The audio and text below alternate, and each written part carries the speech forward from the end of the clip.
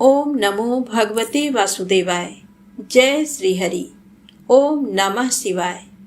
आप सभी का हमारे YouTube चैनल पर हार्दिक स्वागत है। आज मैं आपको सुना रही हूँ अमावस्या की व्रत कथा। तो आप सभी इन कथा को पवित्र मन से और श्रद्धा भाव से पूरा सुनना।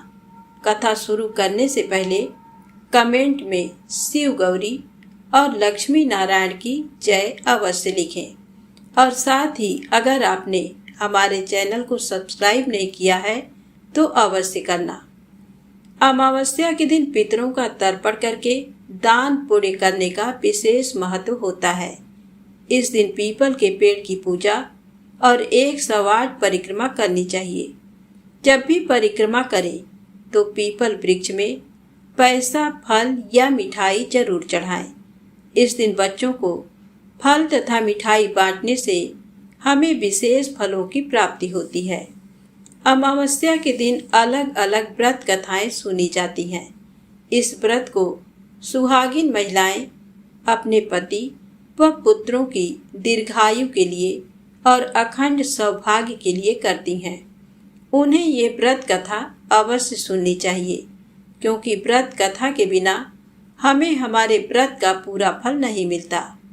सुहागिन महिलाओं की अखंड सौभाग्य की कामना करते हुए आइए व्रत कथा को शुरू करते हैं। तो बोलिए लक्ष्मीपति नारायण की जय हो, शिव गौरी गणेश कार्तिकेय की जय हो। तो पहली कथा सुनेंगे सोमा धोबिन की। एक समय की बात है, एक गांव में एक साहूकार रहता था। उसके 7 बेटे, 7 बहू और एक बेटी थी। बेटी की शादी नहीं हुई थी। साहूकार के घर एक जोगी रोजाना भिक्षा मांगने के लिए आता था। जब साहूकार के घर से कोई अन्य सदस्य उसको भिक्षा देने के लिए जाता था तो वह आशीर्वाद देते हुए भिक्षा लेकर लौट जाता।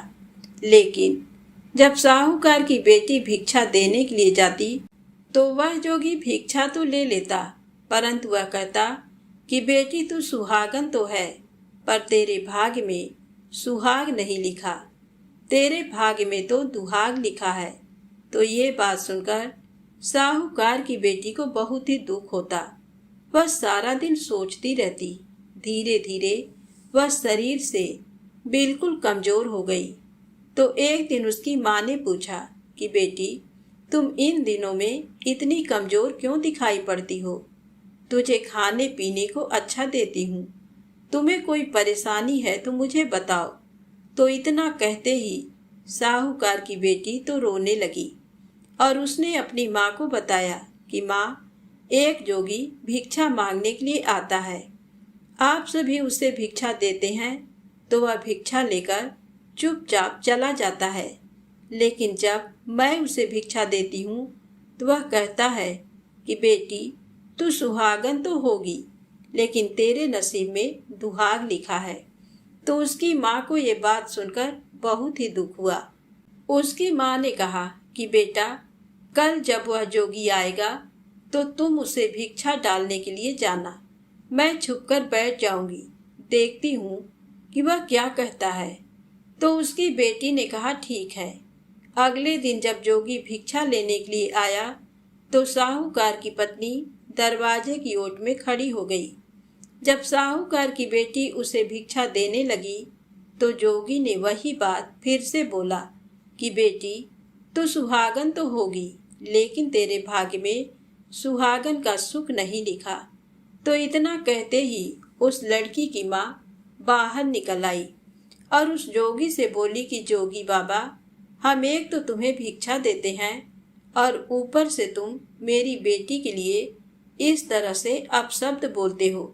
तो जोगी बोला कि मैं गाली नहीं देता हूँ, मैं तो जो सच है वही बोलता हूँ, जो इसके भाग्य में लिखा है वही मैंने बताया है।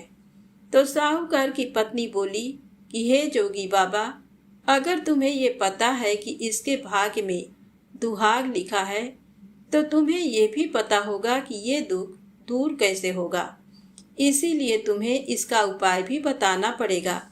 चाहे कितने भी कठिन उपाय हो, मैं अवश्य करूंगी। तुम मेरी बेटी के भाग्य से ये दुख दूर करने का उपाय मुझे बताओ। तो साहूकार की पत्नी की बात सुनकर जोगी बोला कि 7 समुंदर पार एक सोना धोबिन रहती है, जो सोमवती अमावस्या का व्रत करती है। अगर वह अपने व्रत का फल इसको दे दे तो इसके दुखों का निवारण हो सकता है। अगर आपने ऐसा कुछ नहीं किया तो इसकी शादी तो होगी, लेकिन शादी होते ही इसके पति को सांप डस लेगा और उससे उसकी मौत हो जाएगी। तो जोगी बाबा की बात सुनकर साहूकार की पत्नी रोने लगी। तो जोगी बाबा तो इतना कहकर चला गया और साहूकार की पत्नी ने साहूकार को सारी बात बताई और उसी दिन सोमा धोबिन की तलाश में चली गई। चलते चलते वह एक घने जंगल में पहुंच गई। बहुत तेज धूप पड़ रही थी। प्यास के मारे उसका गला बैठा जा रहा था। वह बुरी तरह से थक चुकी थी और अपनी बेटी के लिए दुखी भी थी। तो इस तरह वह दुखी होती हुई भूखी प्यासी चल रही थी। तभी रास्ते में एक पीपल का पेड़ आया, तो वह विश्राम करने के लिए उसके नीचे बैठ गई। उसी पीपल के पेड़ में एक गरुड़ पक्षी का घोंसला था, जिसमें गरुड़ का एक छोटा सा बच्चा बैठा था। साहूकारनी को घोंसले के पास एक सांप जाता हुआ दिखाई दिया, तो साहूकारनी ने गरुड़ के बच्चे को बचाने के लिए सांप को मारकर ढाल के नीचे रख दिया। जब गरुड़ और गरुड़नी आए तो घोंसले के पास खून देकर क्रोधित हो उठे और साहूकारनी को अपनी नुकीली चोंच से मारने लगी।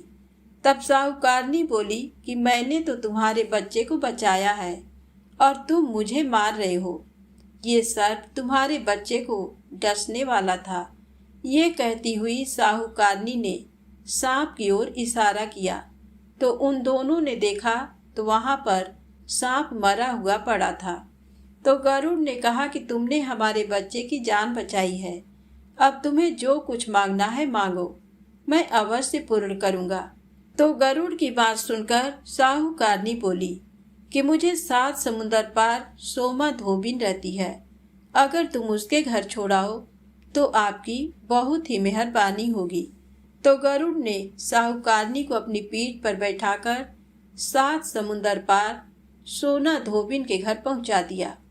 वहां जाकर साहूकारनी ने सोचा कि सोना धोबिन को कैसे राजी करूं। अगर मैं उसे सीधे सीधे बोल दूंगी कि तुम्हारे अमावस्या व्रत का फल मेरी बेटी को दे दो, तो वह ऐसा बिल्कुल भी नहीं करेगी।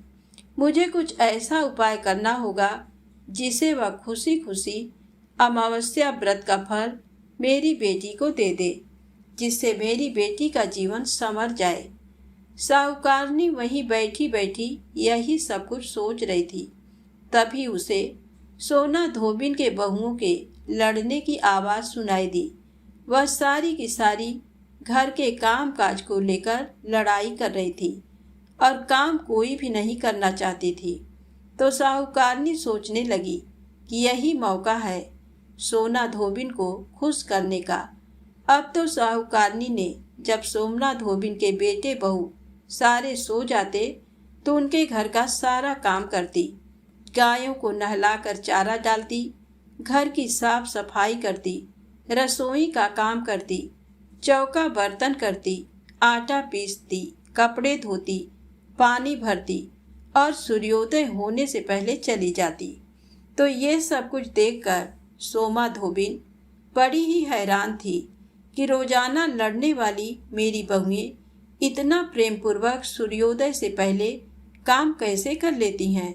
तो उसने अपने बहुओं को बुलाया और पूछा कि तुम में से कौन है जो सुबह जल्दी उठकर सारा काम कर लेती है।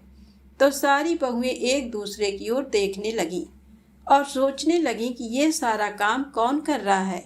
सारी की सारी एक दूसरे से पूछती तो सोमा धोबिन बोली कि तुम आजकल लड़ाई भी नहीं करती हो और काम भी सुबह होने से पहले कर लेती हो।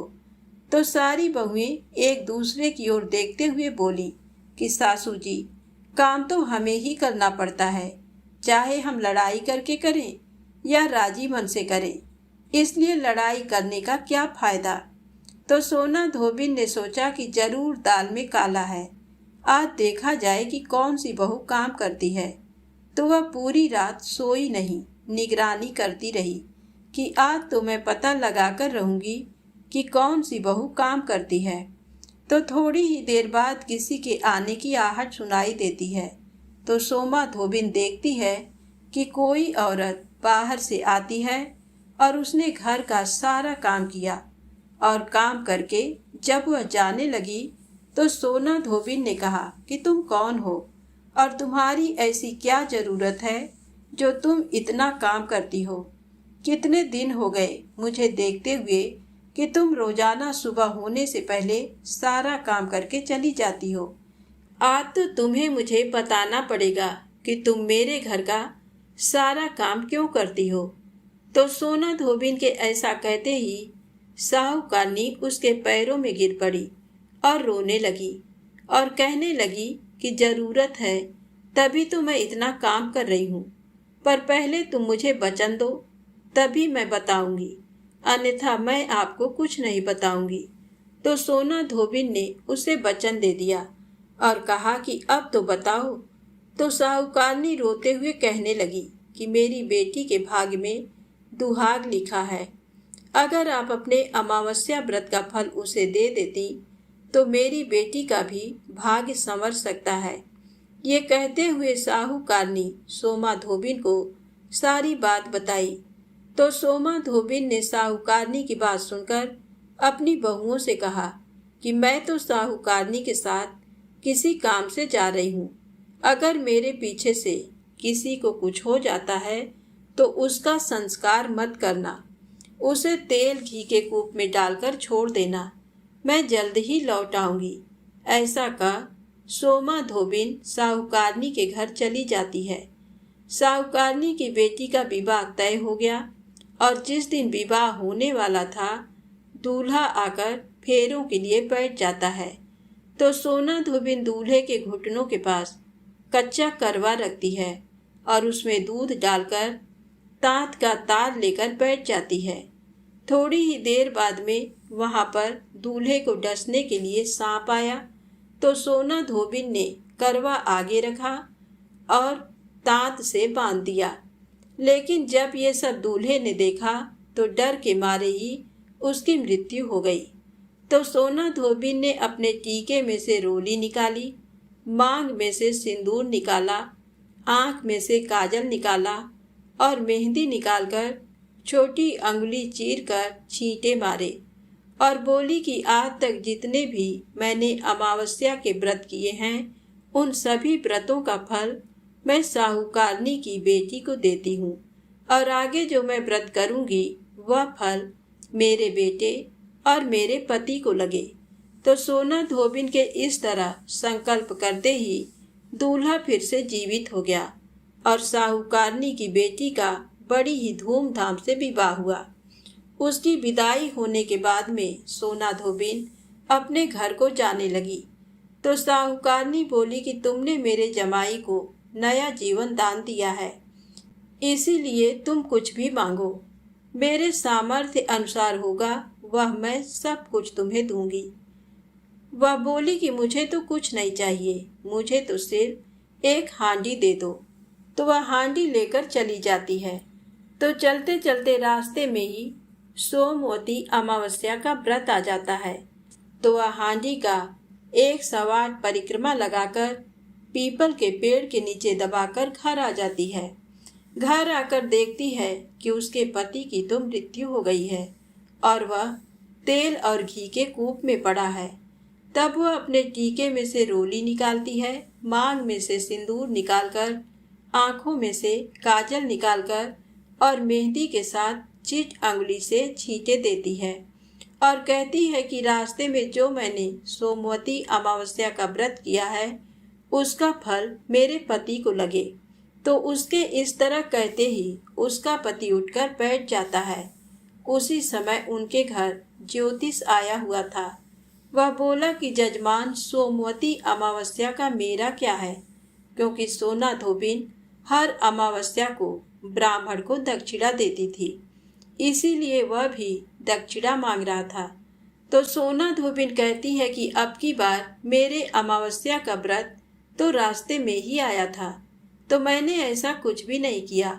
जो कुछ किया था वह सब पीपल के पेड़ के नीचे ही गाड़ दिया। आज मेरे पास देने के लिए दक्षिणा तो नहीं है। तो वह ज्योतिष ब्राह्मण सीधा पीपल के पेड़ के पास जाता है और सोचता है कि देखता हूँ कि इस बार सोना धोबिन यहाँ पर क्या गाड़ कर गई है। तो वह जल्दी जल्दी वहाँ पीपल के पेड़ के नीचे से जगह खोदकर देखता है, तो वहाँ 108 और 13 सोने के चक्कर उसे मिलते हैं। तो ये देखकर उसे बहुत ही हैरानी होती है। ज्योतिष ब्राह्मण उन सबको वहाँ से उठाता है और सोना धोबिन के घर ले जाता है और वहाँ जाकर कहता है कि इस तरह से तुमने वहाँ पर फेरी लगाई और मुझे बोला कि अब की बार मैंने कुछ भी नहीं किया है। तो सोना धोबिन बोली कि वह तो तुम्हारे भाग से हुआ है, मैंने ऐसा कुछ नहीं किया, इसीलिए इन सबको तुम ही ले जाओ। तो सोना धोबिन की बात सुनकर ब्राह्मण कहता है कि मेरा तो इसमें चौथा हिस्सा है, बाकी तो सब तुम्हारा है। आपका मन हो आप उसे दे देना, पर मैं तो चौथा हिस्सा ही लेकर जाऊंगा। तो इस तरह अमावस्या के व्रत का चमत्कार देखकर सारी नगरी में ढिंढोरा पिटवाया कि हर व्यक्ति अमावस्या का व्रत करे। हे अमावस्या माता, जैसा साहूकार की बेटी को सुहाग दिया वैसा सबको देना। सुहागिन स्त्रियों के सुहाग की हमेशा रक्षा करना, अखंड सौभाग्य का आशीर्वाद देना, सुख समृद्धि बनाए रखना। जो भी इस कथा को श्रद्धा भाव से सुने और हुंकारा भरे, उसके जीवन से सारी मुसीबतों को दूर करना। प्रेम से बोलो अमावस्या माता की जय हो। श्री हरि विष्णु भगवान की जय हो। भोले शंकर गौरी माता की जय हो। अब आइए सुने 3 पनौती अमावस्या की पौराणिक व्रत कथा। एक गांव में एक बूढ़ी अम्मा रहती थी। उसके साथ उसकी बहू रहती थी। उस बुढ़िया का बेटा विदेश में कमाई करने के लिए गया हुआ था। सास और बहू बहुत ही अच्छी थी। उस बुढ़िया माई की बहू बहुत ही धार्मिक विचारों वाली, उसकी पूजा पाठ और धर्म कर्म में बहुत ही रुचि थी। एक दिन वह अपने सास से आकर बोली कि माँ जी, मैं आज व्रत रखना चाहती हूँ। तो उसकी सासू ने कहा कि बेटा, आज ऐसी क्या बात है, तुम कौन सा व्रत रखना चाहती हो? तब बहू ने कहा कि सासू माँ, मैं 3 पनौती अमावस्या का व्रत शुरू करना चाहती हूँ। तो उसकी सास बोली कि बहू, ये व्रत क्या होता है और इस व्रत को करने से क्या फल मिलता है, मुझे भी बताओ। तब बहू ने कहा कि सासू माँ, 3 पनौती अमावस्या का व्रत करने से बहुत पुण्य फल मिलता है। घर में अन्न धन बना रहता है, सुख शांति रहती है, अटल सुहाग मिलता है और पुत्र की प्राप्ति होती है। इस व्रत में प्रत्येक वर्ष अलग अलग खाना खाया जाता है। भगवान विष्णु के मंदिर में चढ़ावा चढ़ाया जाता है या फिर किसी ब्राह्मण को दान दिया जाता है। इस व्रत में पहले साल शक्कर, घी और चावल से बना हुआ खाना खाया जाता है। जब पहले साल की 12 अमावस्या का व्रत पूरा हो जाए तो 1.25 किलो चावल, 1 कटोरी घी तथा 1 कटोरी शक्कर किसी ब्राह्मण को दान दिया जाता है। दूसरे साल जौ, घी और शक्कर से बना हुआ खाना खाया जाता है। जब दूसरे साल की 12 अमावस्या पूरी हो जाए तो 1.25 किलो जौ, 1 कटोरी घी और 1 कटोरी शक्कर किसी मंदिर में या फिर किसी ब्राह्मण को दान देना होता है। और तीसरे साल गुड़, तिल और घी से बने हुए व्यंजन खाने चाहिए और इसी तरह तीसरे साल का दान किया जाता है। इसे 3 पनौती अमावस्या कहा जाता है। लेकिन इसका ये नियम है कि अगर हम एक बार संकल्प ले लेते हैं तो इसे पूरा करना जरूरी होता है। इन व्रतों को बीच में नहीं छोड़ा जाता। तो व्रत का सारा विधान जानकर उसकी सासू ने कहा कि बेटा, मेरी तो उम्र हो गई है, लेकिन तुम इस व्रत को श्रद्धा पूर्वक करो। तो अपने सास की आज्ञा पाकर बहू बड़ी खुशी से अमावस्या का व्रत शुरू कर देती है। उसके तीसरे साल के व्रत पूरे होने वाले होते हैं तो बहू का एक दिन अमावस्या का व्रत था और सास बहू दोनों मंदिर पर गई थी। उस दिन मंदिर पर भोज का आयोजन किया गया था, तो बहू ने किसी के कहने पर वहां पर रोटी खा ली और अपना व्रत भंग कर लिया। इससे अमावस्या माता नाराज हो गई, जिससे सास बहू में रोजाना आए दिन झगड़े होने लगे। जो सास बहू इतने प्यार से रहती थी, उनके बीच में रोजाना जोर जोर से लड़ाइयाँ होने लगी। ये सब देखकर गांव वाले भी हैरान हो गए कि ये सब क्या हो गया। एक दिन सास बहू की लड़ाई बढ़ते बढ़ते इतनी बढ़ गई कि मरने मारने की नौबत आ गई। तभी अड़ोस पड़ोस के लोग वहां पर इकट्ठे हो गए और बुढ़िया माई से पूछने लगे कि क्या बात हो गई, तुम दोनों के बीच रोजाना इस तरह से झगड़ा क्यों होता है। तो वह बुढ़िया माई बोली कि ये जब से मेरे घर में बहू बनकर आई है, तब से हमारे घर की तो लक्ष्मी ही चली गई हैं। ये हमारे लिए बिल्कुल भी शुभ नहीं है। लेकिन ये इस बात को मानने के लिए तैयार नहीं है। तो सास की बात सुनकर बहू बोली कि माँ जी, मेरे आने से आपके घर की लक्ष्मी चली गई हैं, तो आप ही बताओ कि आपकी लक्ष्मी कहाँ गई हैं और मुझे कहाँ मिलेंगी। मैं तुम्हारी लक्ष्मी को जरूर लेकर आऊंगी। तो सास ने कहा कि लक्ष्मी जी, तुमको समुंदर के बीच में भगवान विष्णु के पैर दबाते हुए मिलेंगी। तो बहू बोली कि जब तक मैं आपकी लक्ष्मी को लेकर नहीं आऊंगी, तब तक इस घर में पैर भी नहीं रखूंगी। इतना कहकर बहू लक्ष्मी की खोज में घर छोड़कर निकल जाती है और जाने अनजाने रास्तों पर चलती ही जाती है। तो रास्ते में उसे एक गाय मिलती है। वह बहू से पूछती है कि आप कहाँ जा रही हो। तो बहू कहती है कि हे गौ माता, मेरी सासू माँ मुझे कहती हैं कि मेरे आने से उनके घर में अन्न धन की कमी हो गई है और उनके घर के लक्ष्मी चली गई हैं, तो मैं लक्ष्मी को लेने जा रही हूँ। तो गौ माता कहती है कि बेटी, अगर तुम जा रही हो, अगर तुम्हें लक्ष्मी माता और भगवान मिले तो मेरे बारे में भी पूछ लेना। तो बहू बोलती है कि ठीक है गौ माता, बताओ मैं आपके बारे में क्या पूछूं। तो गौ माता कहती हैं कि मेरा जब भी बछड़ा होता है तो वह मर जाता है, जिंदा नहीं रहता। तुम भगवान से पूछना कि मेरे साथ ऐसा क्यों हो रहा है। मैंने ऐसे कौन से कर्म किए हैं जिसकी सजा मुझे इस तरह से मिल रही है। तो गौ माता का सारा दुख जानकर बहू कहती है कि गौ माता, मैं आपके बारे में जरूर पूछूंगी। इतना कहकर बहू आगे बढ़ जाती है।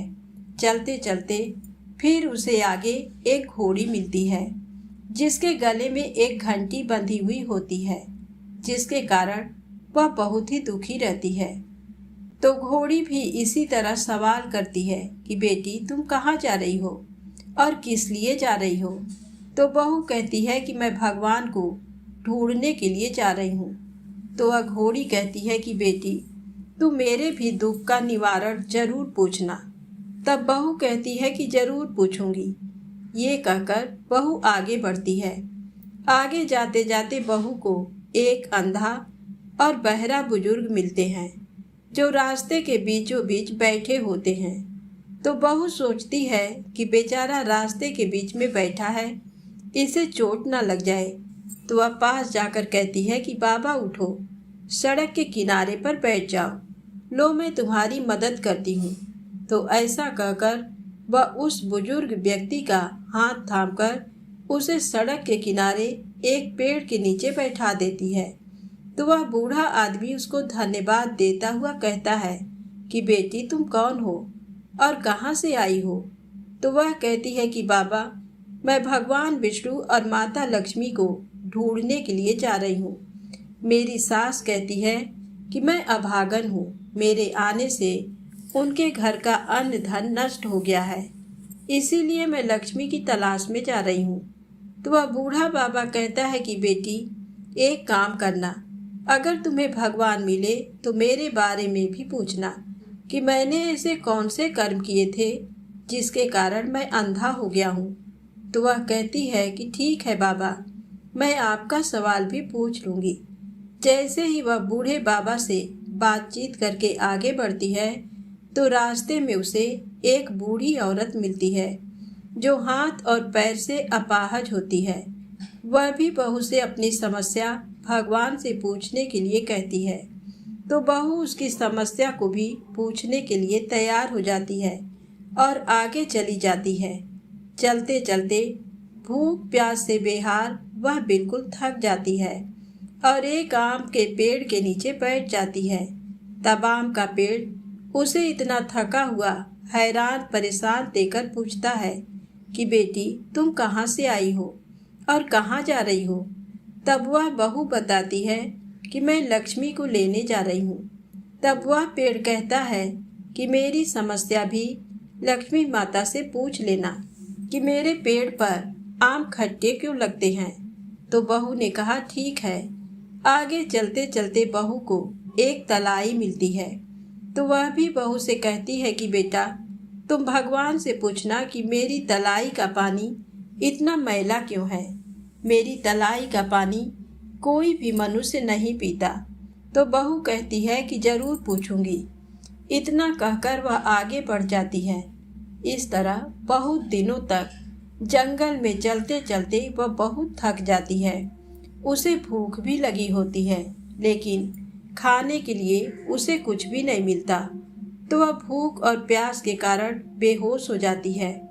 उसी समय भगवान विष्णु और माता लक्ष्मी वहां पर विचरण करते हुए आते हैं। तब माता लक्ष्मी जी विष्णु जी से कहती हैं कि हे नाथ, ये आपकी बहुत ही बड़ी भक्तन है, आप इसके दुखों का निवारण करो।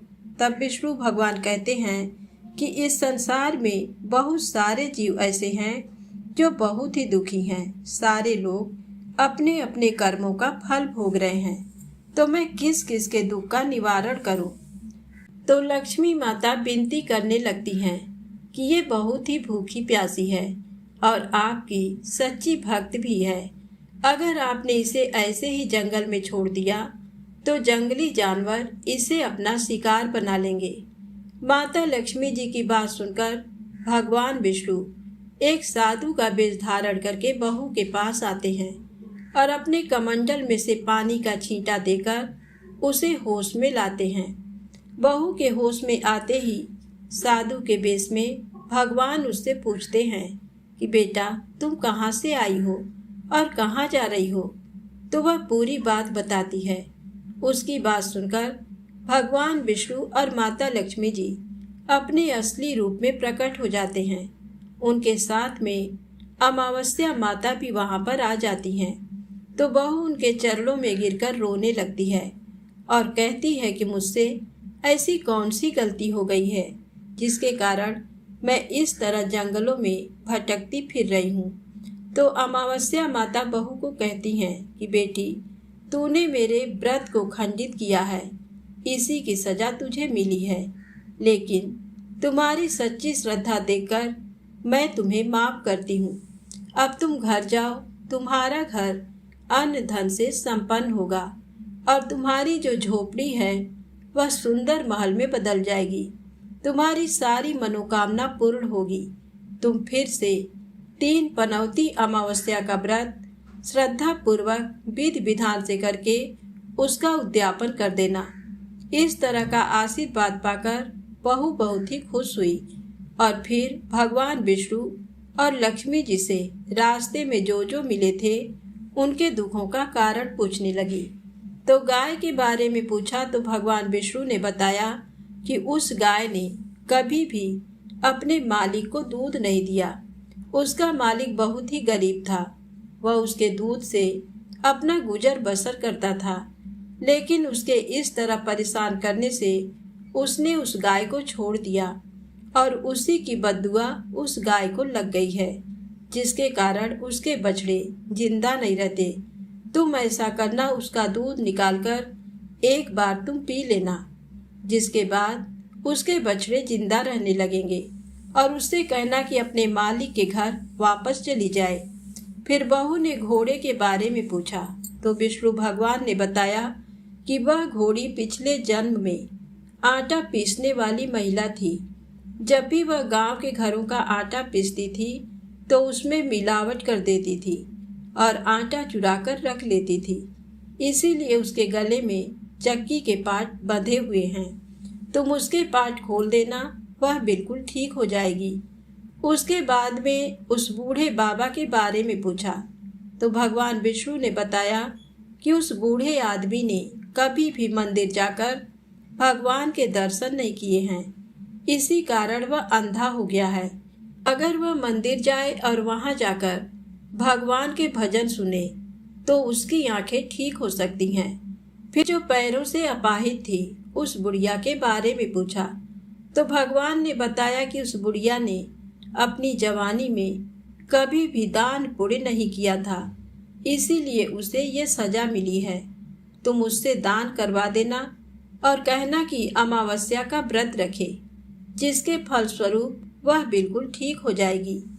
उसके बाद में उस आम के पेड़ के बारे में पूछा तो भगवान ने बताया कि वह आम का पेड़ पिछले जन्म में एक माली था और उससे एक अनाथ बच्चे ने आम मांगा तो उसने आम नहीं दिया क्योंकि वह बहुत ही कठोर और निर्दयी था।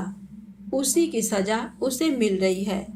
वह अपने दूसरे जन्म में आम का वृक्ष बना और उसके आम इतने खट्टे हैं कि उसे कोई भी नहीं खाता। तुम ऐसा करना कि उस पेड़ का एक आम तोड़कर खा लेना, उसके बाद में उसके आम अपने आप मीठे हो जाएंगे। उसके बाद में बहू ने अंतिम सवाल उस तलाई के बारे में पूछा तो भगवान ने बताया कि वह तलाई पिछले जन्म में देवरानी जेठानी थी। वे दोनों हमेशा लड़ती झगड़ती थी, जिससे उसके परिवार वाले बहुत ही दुखी रहते थे।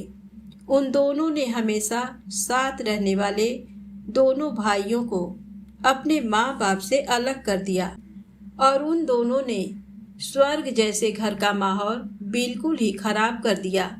उसी की सजा उसे मिल रही है। इसी के कारण उसका पानी मैला है और कोई भी व्यक्ति उस तलाई का पानी नहीं पीता है। तुम ऐसा करना, उस तलाई का पानी एक घूंट पी लेना, उसी समय वह तलाई शुद्ध हो जाएगी।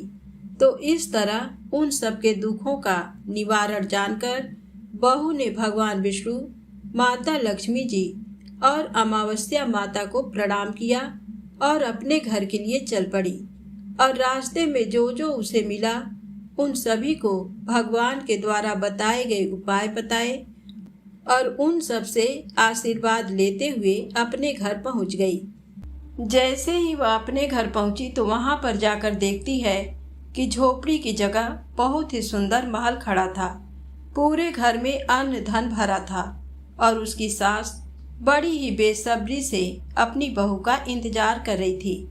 जैसे ही बहू ने अपनी सास को देखा तो खुशी के मारे उनसे लिपट गई और कहने लगी कि सासू माँ, आपने सच ही कहा था कि मैं आपके लिए शुभ नहीं हूँ। मेरे आने से आपके घर की लक्ष्मी चली गई और मेरे जाने से आपके घर में लक्ष्मी आ गई हैं। अब मैंने आपके घर की लक्ष्मी ला दी है, अब मैं फिर से जा रही हूँ।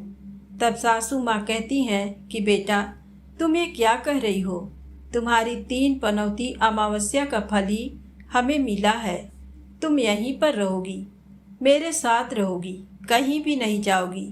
तो दोनों सास बहू खुशी खुशी रहने लगी और फिर से 3 पनौती अमावस्या का व्रत शुरू करके बहू बड़ी ही श्रद्धा भाव से व्रत रखने लगी।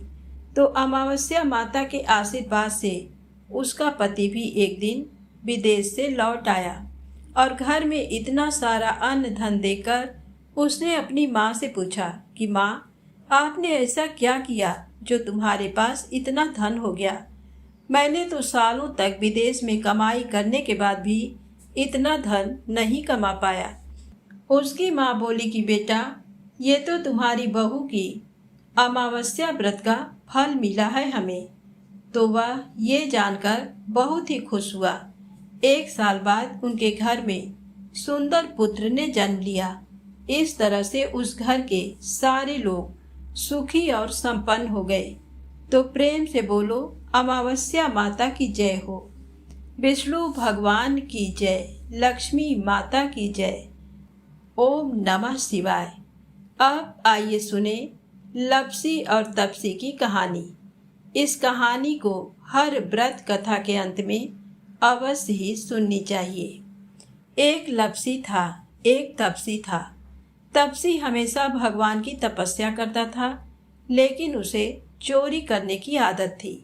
लप्सी हमेशा 1.25 सेर की लापसी बनाता और पहले भगवान को भोग लगाता, उसके बाद में स्वयं भोजन करता। दोनों भाइयों का यही नियम था। तो एक दिन किसी बात को लेकर दोनों में कहा सुनी हो गई। तो तप्सी बोला कि मैं रोजाना भगवान की तपस्या करता हूँ, इसलिए मैं बड़ा हूँ। तो लप्सी बोला कि मैं रोज भगवान को 1.25 सेर की लापसी का भोग लगाता हूँ, इसलिए मैं बड़ा हूँ। ऐसा कहते हुए दोनों जोर जोर से लड़ने लगे। तभी वहां से नारद जी गुजर रहे थे। दोनों को लड़ता हुआ देखकर वहां आए और उनसे पूछा कि तुम दोनों लड़ क्यों रहे हो। तो दोनों ने अपने आप को बड़ा बताया और साथ में बड़ा होने का कारण भी बताया। तो नारद जी बोले कि मैं तुम्हारा फैसला कर दूंगा, कल आऊंगा, बता दूंगा कि कौन बड़ा है। दूसरे दिन लप्सी और तप्सी नहाकर अपनी रोज की भक्ति करने आए। तो नारद जी ने छुपकर 1.25 करोड़ की एक एक अंगूठी उन दोनों के आगे रख दी। जैसे ही भक्ति करते हुए तप्सी की नज़र उस अंगूठी पर पड़ी तो उसने चुपचाप से उठाई और अपनी पैर के नीचे दबा ली। लप्सी की नज़र अंगूठी पर पड़ी, लेकिन उसने ध्यान नहीं दिया। उसने पहले भगवान को भोग लगाया और फिर स्वयं भोजन करने के लिए बैठ गया। थोड़ी देर बाद नारद जी सामने आए। तो दोनों ने पूछा कि अब बताओ हम में से कौन बड़ा है। तो नारद जी ने तप्सी से खड़ा होने के लिए कहा। तो वह खड़ा हुआ तो उसके पैर के नीचे दबी हुई अंगूठी दिखाई दी। तो नारद जी ने तप्सी से कहा, तपस्या तो तुम करते हो, इतनी तपस्या करने के बाद भी तुम्हारी चोरी करने की आदत नहीं गई। ये अंगूठी मैंने ही तुम दोनों के आगे रखी थी। मैं ये देखना चाहता था कि तुम दोनों में से किसके मन में लालच है। तो तूने तो अंगूठी दिखाई पड़ते ही झट से अपने पैर के नीचे दबा ली। लेकिन लप्सी का ध्यान अंगूठी पर जाने के बाद भी लप्सी ने अंगूठी को नहीं उठाया और ना ही ध्यान किया। उसने सिर्फ अपने भगवान जी में ही ध्यान रखा, उन्हें भोग लगाया और बाद में स्वयं भोजन करने लगा। इसीलिए लप्सी बड़ा है और तुम्हें तुम्हारी तपस्या का कोई भी फल नहीं मिलने वाला है। जितनी चाहे मर्जी तुम तपस्या कर लो, तुम्हें इसका कोई भी फल नहीं मिलेगा। तो तप्सी को यह सुनकर बहुत ही दुख हुआ और वह शर्मिंदा होकर नारद जी से माफ़ी मांगने लगा और कहने लगा कि आज तक की मेरी गलती माफ़ करो और मुझे बताओ कि मुझे मेरी तपस्या का फल कैसे मिलेगा। आज के बाद कभी भी चोरी नहीं करूँगा। तो नारद जी ने कहा कि यदि कोई गाय और कुत्ते की रोटी नहीं बनाएगा तो उसका फल तुझे मिलेगा। यदि कोई आदमी ब्राह्मण को भोजन करवाकर उसे दक्षिणा नहीं देगा तो उसका फल भी तुझे ही मिलेगा। अगर किसी को सूट, साड़ी, ब्लाउज अगर हम देते हैं, उसके ऊपर भेंट स्वरूप कुछ रुपए नहीं देंगे तो उसका फल भी तुझे ही मिलेगा। अगर कोई व्यक्ति दिए से दिया जलाए तो उसका फल भी तुझे ही मिलेगा। अगर कोई औरत आंगन लीपकर चौका नहीं लीपेगी तो उसका फल भी तुझे ही मिलेगा। यदि कोई व्रत कथा में सारी कहानी सुन ले लेकिन तुम्हारी कहानी ना सुने तो उसका फल भी तुझे ही मिलेगा। उसी दिन से हर व्रत कथा और कहानी के साथ लप्सी तप्सी की कहानी कही और सुनी जाती है और कथा सुनने के बाद में कहना चाहिए कि लप्सी का फल लप्सी को मिले, तप्सी का फल तप्सी को मिले और हमारी कहानी का और हमारे व्रत का फल हमें मिले। तो प्रेम से बोलें लक्ष्मी नारायण भगवान की जय हो। यदि आपको ये कथाएं अच्छी लगी हो तो कृपया लाइक अवश्य करें, चैनल को सब्सक्राइब करें, शेयर करें। जय माता दी, जय भोलेनाथ।